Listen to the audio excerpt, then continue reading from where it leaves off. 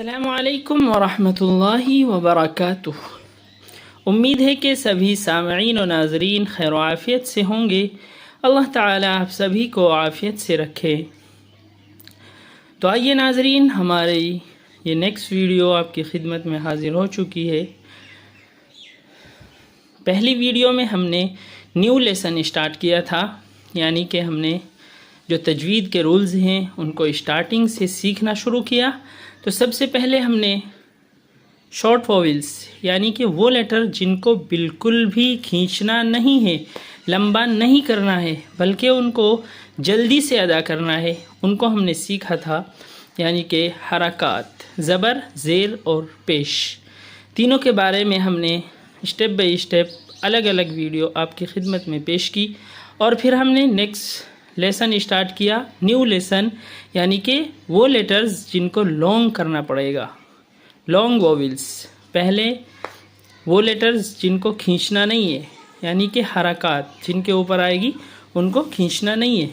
اور پھر ہم نے آپ کے سامنے وہ لیٹرز یعنی جن کو لانگ کر کے پڑھیں گے، جن کو کھینچ کر پڑھیں گے، وہ پیش کیا۔ تو اسی کا دوسرا حصہ، دوسرا پارٹ آپ کی خدمت میں پیش کر رہے ہیں۔ اب ہم نے اس میں آپ کو بتایا تھا کہ الف مدہ یا مدہ واو مدہ، یہ 3 لیٹرز ہیں جن کو لانگ کر کے پڑھا جاتا ہے، یعنی کہ ان 3 لیٹرز کو اگر ہم کسی لیٹر کے ساتھ کنیکٹ کریں گے تو پھر وہ لیٹر ان کی وجہ سے لانگ ہو جائیں گے، یعنی کہ لمبا کر کے پڑھے جائیں گے۔ فار ایگزامپل، الف اگر کسی لیٹر کے ساتھ کنیکٹ ہوا تو پھر وہ لانگ ہو گیا، جیسے با الف زبر با۔ ایسے ہی اگر کوئی لیٹر یا سے کنیکٹ ہوا، یا مدہ سے، تو وہ لانگ ہو گیا، جیسے با یا زیر بی۔ ایسے ہی واو، با واو پیش بو۔ تو یہ آپ کو میں نے بتلایا تھا۔ اب ہم اسی سے آگے چلتے ہیں اور انہی کو اور تفصیل سے سیکھتے ہیں۔ تو یہ آپ کے سامنے جو آئے ہیں الف یا واو، یعنی کہ یہی 3 لیٹرز ہیں جن پر آج ہم بحث کرنے جا رہے ہیں۔ لیٹرز آف ایلونگیشن، یعنی کہ لمبے ہونے والے لیٹرز۔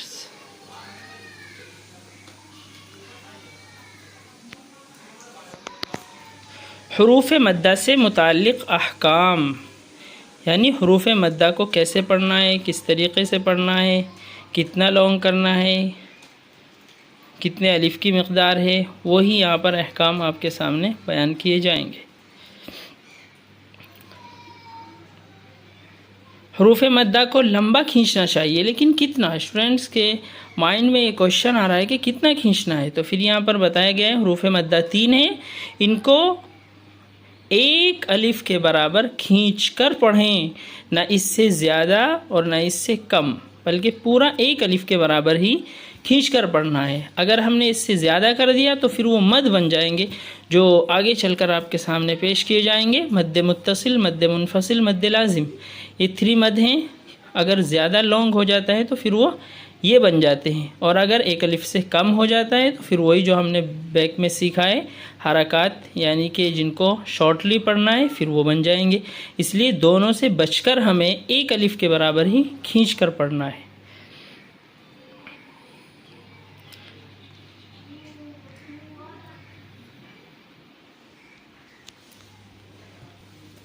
تو یہ آپ کے سامنے لکھا ہوا بھی آ رہا ہے۔ اگر کوئی ایسے ہیں جو انگلش میں سمجھ سکتے ہیں تو وہاں یہاں پر دیکھ سکتے ہیں، انگلش میں بھی لکھا ہوا ہے اور اردو میں بھی لکھا ہوا ہے۔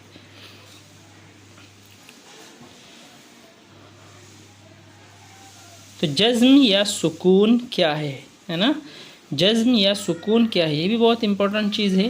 اسے سمجھے بغیر ہی ہم سیکھ لیں ایسا مشکل ہے۔ یہ جزم یعنی الف تو ہمیشہ ساکن ہی ہوتا ہے، چاہے اس کے اوپر جزم ہو یا نہ ہو، ہے نا؟ جزم ہوتا ہے تو بلکہ وہ دوسری چیز بن جاتی ہے، پھر وہ حمزہ ساکنہ بن جاتی ہے، لیکن الف تو ہمیشہ ساکن رہے گا۔ اگر با کے ساتھ الف ہے تو سمجھو با لانگ ہو جائے گا، لیکن اگر با کے ساتھ یا ہے اور یا کے اوپر جزم ہونا کمپلسری ہے، اگر یا کے اوپر جزم نہیں ہوگا تو پھر ہم نہیں سمجھ پائیں گے کہ اس کو لانگ کریں یا نہ کریں، ہے نا؟ تو یا کے اوپر جزم ہونا ضروری ہے۔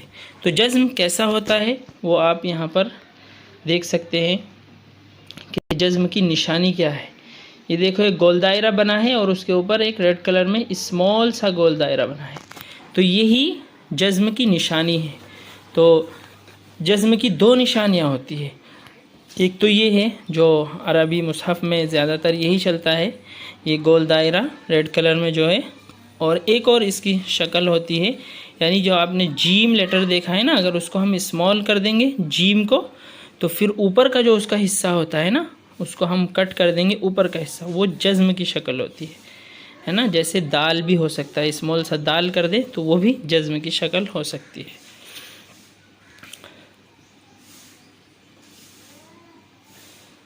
ٹھیک ہے نا. یہ دو دیکھو آپ کے سامنے پھر پیش کیا گیا ہے گول دائرہ، یہی جزم ہوتا ہے. تو یا کے اوپر یہ جزم ہونا ضروری ہے اور واو کے اوپر بھی یہ جزم ہونا ضروری ہے. تو تبھی ہم اس کو یا مدہ اور واو مدہ بولیں گے. الف چونکہ آلریڈی وہ ساکن ہوتا ہے تو اس لیے اس کے اوپر یہ لانے کی بھی ضرورت نہیں ہوتی ہے، لیکن کہیں کہیں لا دیا جاتا ہے.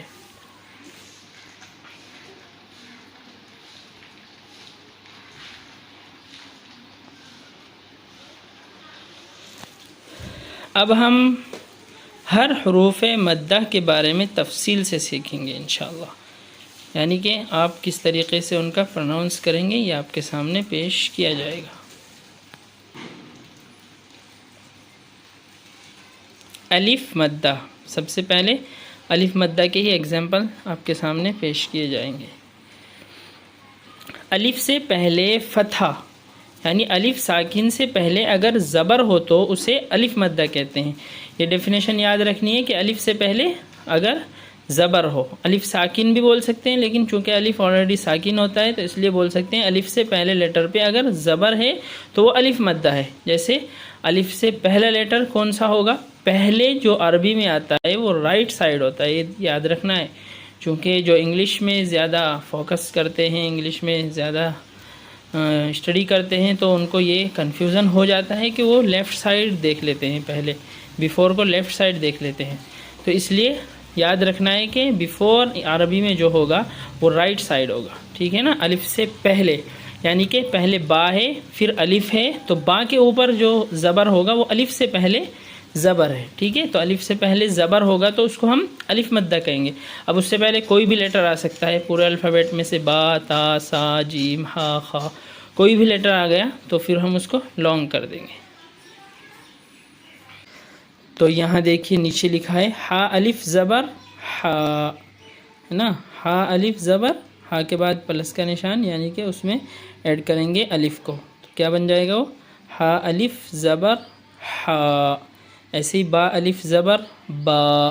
تو اس طریقے سے لانگ کر کے پڑھا جائے گا.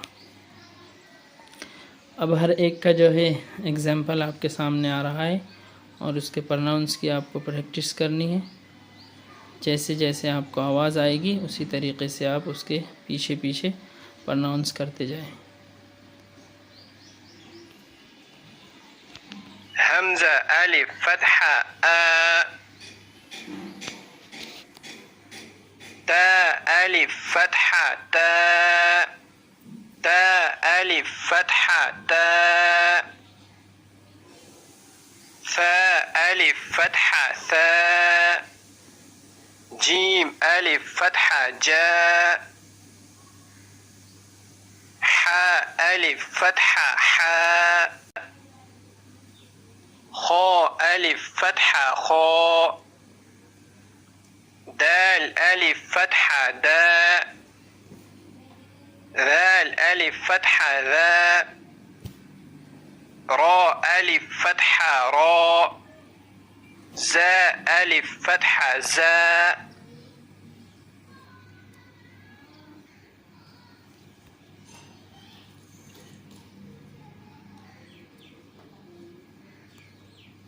سین الف فتحہ سا، شین الف فتحہ شا، صاد الف فتحہ صا، ضاد الف فتحہ ضا، طا الف فتحہ طا، ظا الف فتحہ ظا، عین الف فتحہ عا، غين ألف فتحة غا فاء ألف فتحة فاء قاف ألف فتحة قا كاف ألف فتحة كا